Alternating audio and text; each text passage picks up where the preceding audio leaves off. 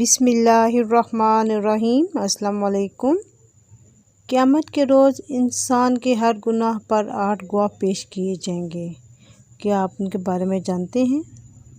آئیے میں آپ کو بتاتی ہوں۔ سب سے پہلا گواہ، وہ زمین، وہ ٹکڑا جس جگہ گناہ ہوا تھا، وہ سب سے پہلے وہی زمین یا ٹکڑا، وہ جگہ اس گناہ کے بارے میں گواہی دے گی۔ دوسرا گواہ، وہ دن جس دن گناہ کیا ہوگا وہ دن گواہی دے گا۔ تیسرا گواہ، اس دن ان کی اپنی زبانیں گواہی دیں گی۔ چوتھا گواہ، جسم کے دوسرے اعضاء ہاتھ اور پاؤں گواہی دیں گے۔ پانچواں گواہ، جو 2 نگران فرشتے تم پر مقرر کیے ہیں، وہ معزز فرشتے ہیں، وہ لکھتے ہیں جو تم کرتے ہو، وہ جانتے ہیں، وہ گواہی دیں گے۔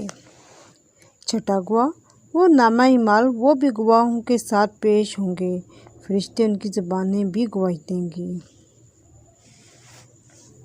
ساتواں گواہ، رسول اکرم صلی اللہ علیہ وآلہ وسلم اللہ رب العزت کے حکم سے گواہی دیں گے۔